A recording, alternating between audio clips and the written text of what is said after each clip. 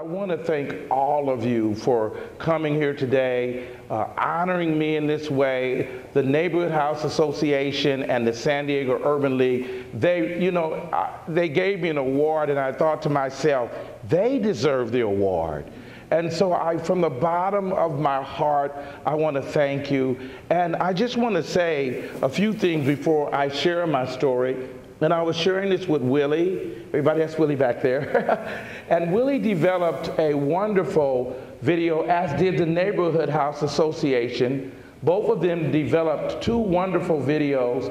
And the videos have been since picked up by World News, and they are used by every HIV/AIDS agency in the country. They're using your videos. And if you don't believe me, just Google it and you'll see. But I thank God for them producing those videos, and Luis Gonzalez, the staff at the Neighborhood House Association and the Urban League are just wonderful. There are two people that aren't here today. That's Regina Underwood, who is having surgery, and Christy Shaw, who worked so hard to put this event together, was hospitalized. And then, of course, Althea was challenged with a few things too. But a lot of people put a lot of work into this today that are not here, and I really thank God for them, for the hard work that they put into making this a success. My publicist was quite concerned when I was coming here this morning. She says, well, how many people are going to be there? And I told her, I said, Florence, there's no such a thing as a bad book signing. I told her, if you have 2 or 3 people that find out about you, that's a success. But I can tell you we're a success already, because in this city this week, we had more publication over what the Neighborhood House and the Urban League does than I've ever seen. We are literally in every paper, and that is as a result of the hard work that both the Urban League and the Neighborhood House staff did, and I think we should give them a great hand.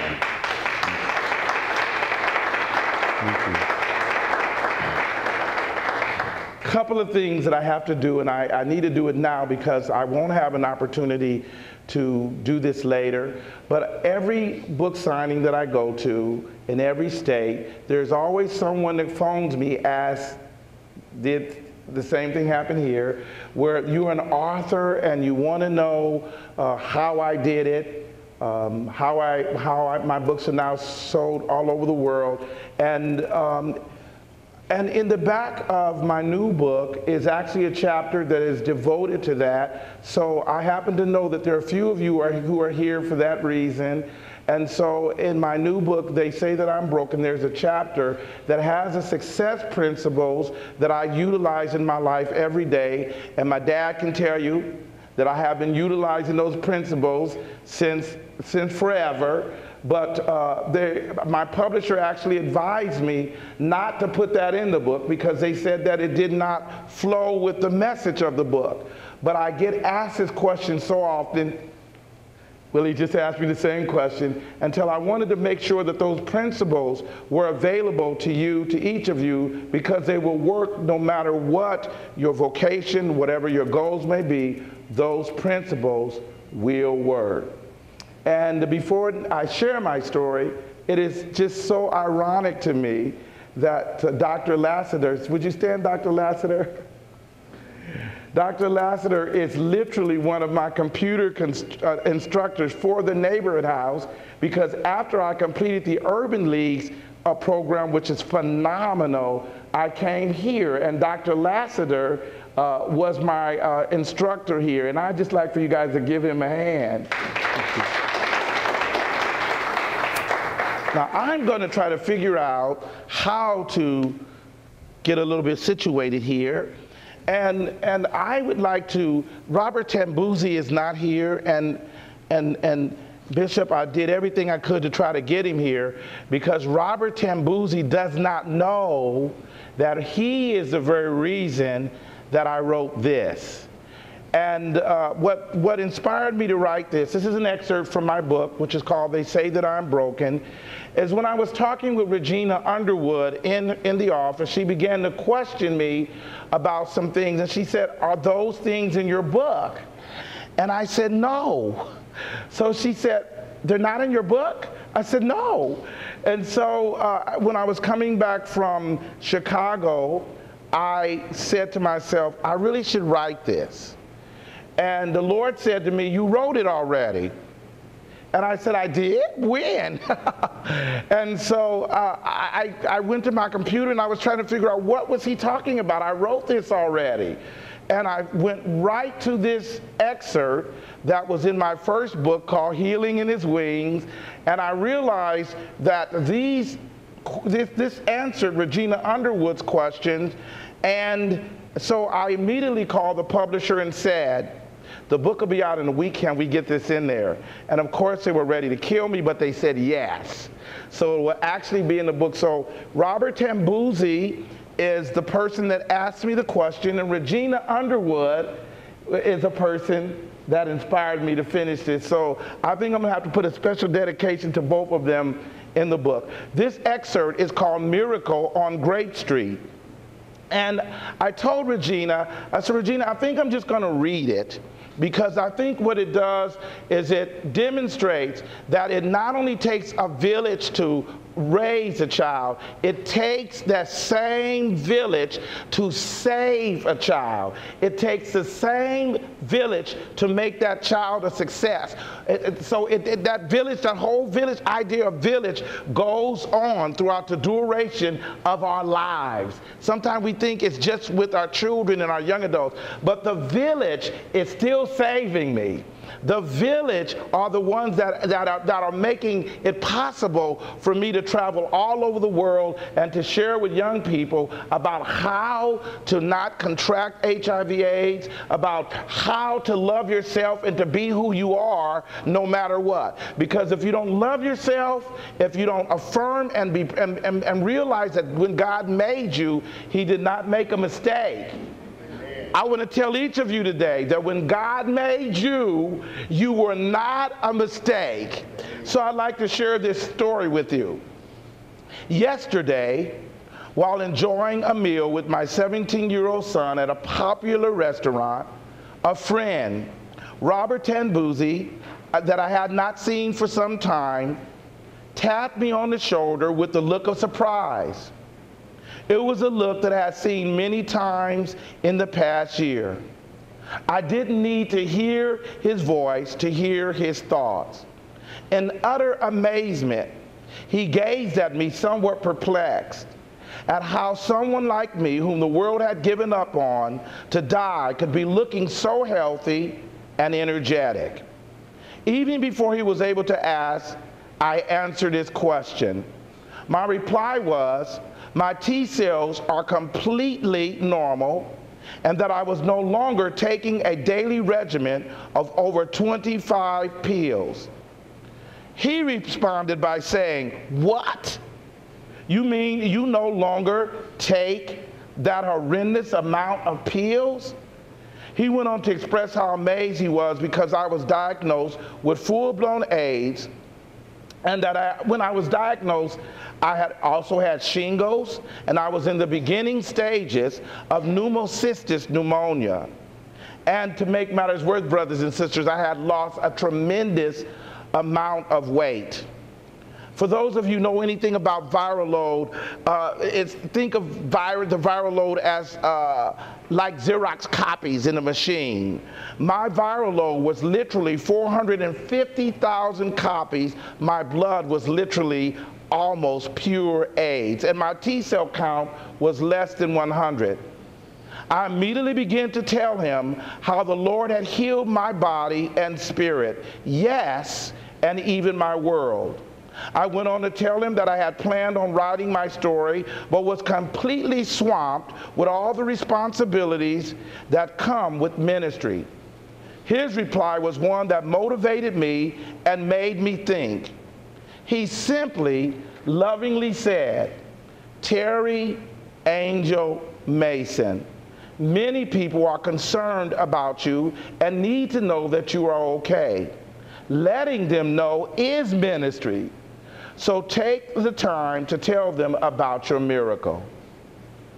I still remember the day that I made my way to the health clinic in North Park to obtain my HIV results.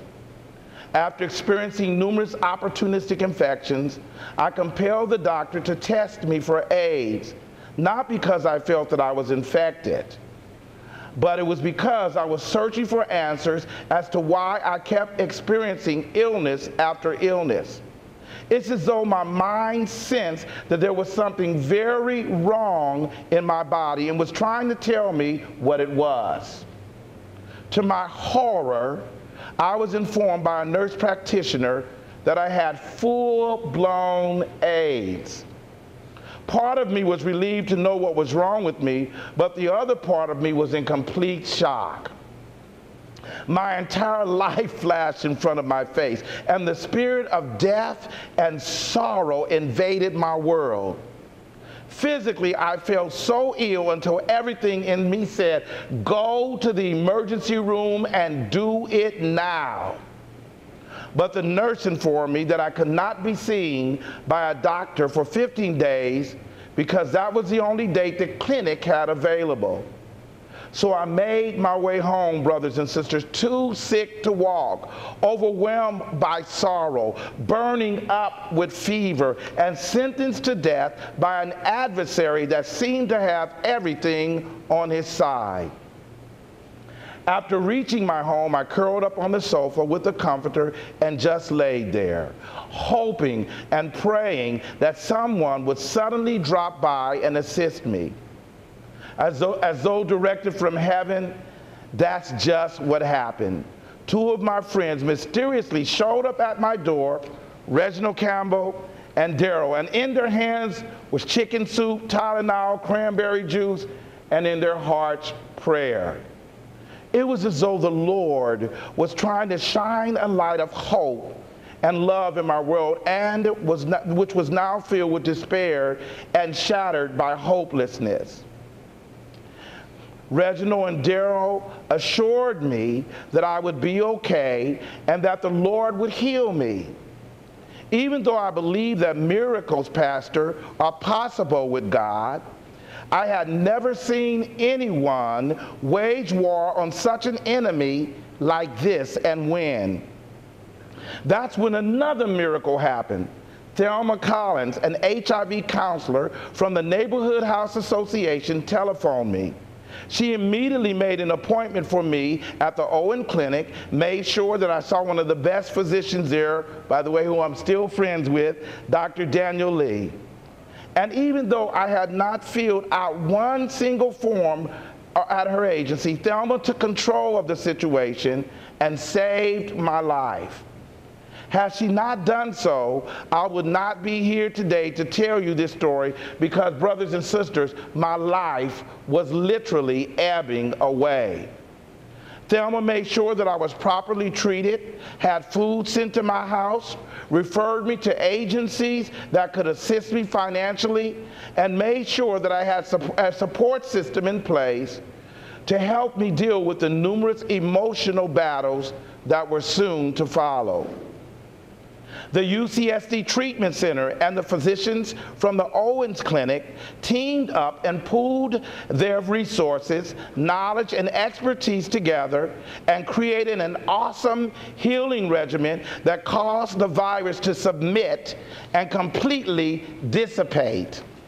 Compassionate ministers like Reverend Reginald Gary and Reverend Amos Johnson Jr. of the New Creation Church refused to ostracize me. They refused to reject me. They refused to criticize me. Instead, they loved me, forgave me, encouraged me, and blessed me.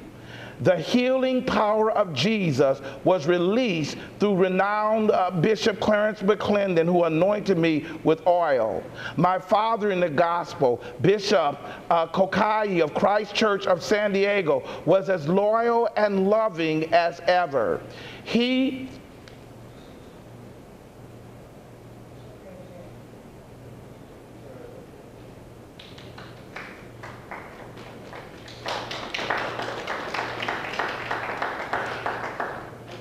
he prayed for me, his son, with fervent prayer and supplication. My family rallied around me. Never once did I hear a critical word or any negative thing come out of their mouths. They decided that they would love me and stand by me, thank you, no matter what. The members of my congregation, many of whom are here today, of Imani Worship Center of San Diego and Abundance Harvest Church, demonstrated extraordinary courage, love and compassion, and unity in the face of tremendous religious opposition, criticism, and slander that no demonic conspiracy or lying tongue could destroy. But of course, brothers and sisters, there's two sides to every story. After being diagnosed with the virus, I had to first face my congregation and tell them that I was a pastor with AIDS. I had to tell my 17-year-old son that I might not live to see him graduate from high school. And worst of all, the entire world now knew that I was one of those so-called people with the plague. And then it finally happened. The phone rang off the hook after the newspapers around the country printed my story and made it even more accessible to readers via internet. Day after day, I will receive threatening phone calls from strangers calling me faggot and making statements like, "You deserve to die."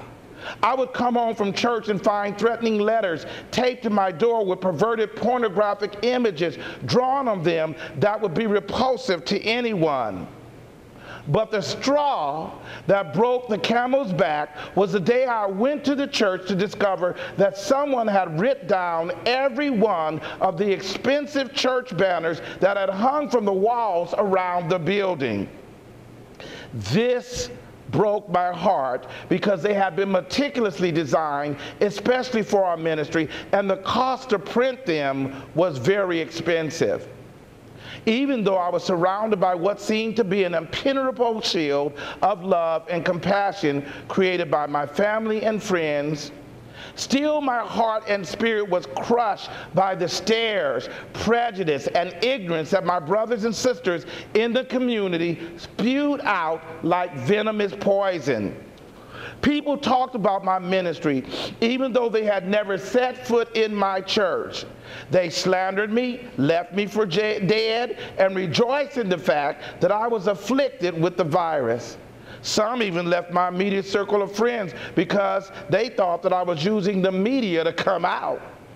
I thought to myself, there are much better ways to make an impact on the community than by admitting to the world that I had contracted AIDS. Other ministerial acquaintances criticized me for not hiding the fact that I was HIV positive and said I was getting just what I deserved. When I first began taking the medication that was prescribed to me by the San Diego Treatment Center, I immediately became extremely ill. But this was not a surprise because my physician and the nurse practitioner at the treatment center told me that this would probably happen. Brothers and sisters, when I recall those difficult days, it was as though a permanent cloud of doom loomed over my life, one that would never dissipate. As I wrestled with the virus in a desperate attempt to overcome it, I found myself plummeting into a deep pit of despair and hopelessness, and it seemed no one could rescue me from what looked would be an inevitable, untimely death. Like a stalker, loneliness and fear and rejection began to haunt me daily, and all of my ambitions and dreams seemed to all melt away. All of my life, I had dreamed of one day being married, but now fear and rejection worked hard to demolish my dreams and join the other demonic conspirators that warred against my very existence as they intentionally and systematically planned to snuff out my life. This, perhaps, is a worse part of being diagnosed with any life-threatening illness.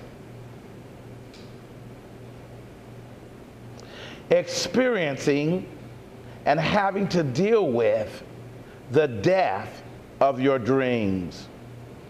No matter how spiritually strong or optimistic you may be, it is almost impossible to avoid the temptation of grieving over the death of your dreams, especially when you have age.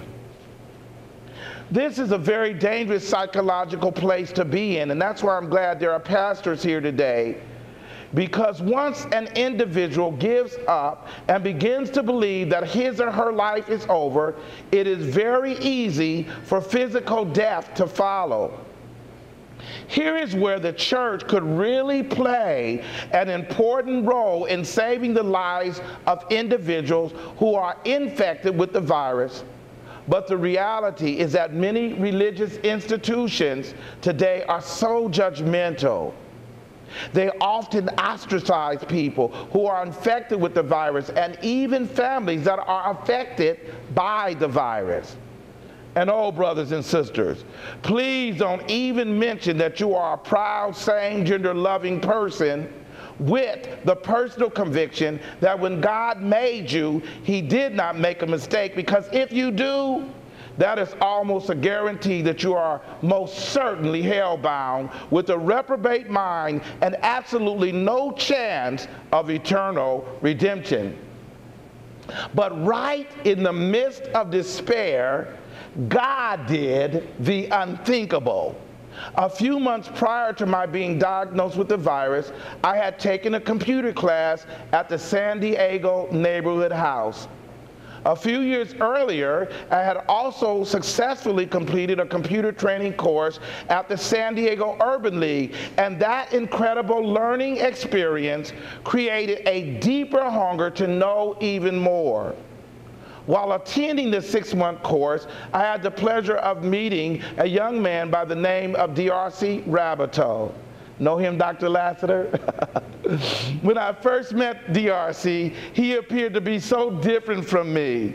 But the reality was that we had more in common than I ever imagined. D.R.C. had a kind of hip-hop, hard demeanor with a muscular physique to match. But as the days went by, I was amazed to discover that this young man was a genius. His communication skills were excellent. He was an incredibly gifted writer as well. I believe that when we first met, D.R.C. didn't know quite what to think of me, because while he admired my writing ability, there was a question of my sexual preference, especially since he knew I was in ministry. One thing I knew for sure, though, was that D.R.C. was 100% heterosexual. And while I was not physically attracted to him, though he was handsome, I was super impressed by his intellectual and spiritual unique attributes. I remember the day when D.R.C. found out that I was indeed gay. In your class, Dr. Lassiter. Our instructor, Dr. Lassiter, asked us to do a writing assignment that involved writing a brief autobiography about ourselves. Since D.R.C. and I had often shared written information with each other in the class, he asked to see my composition. Part of me cringed inside because we had such a great friendship, and I wasn't sure how he would react once he found out that one of his best buddies was gay.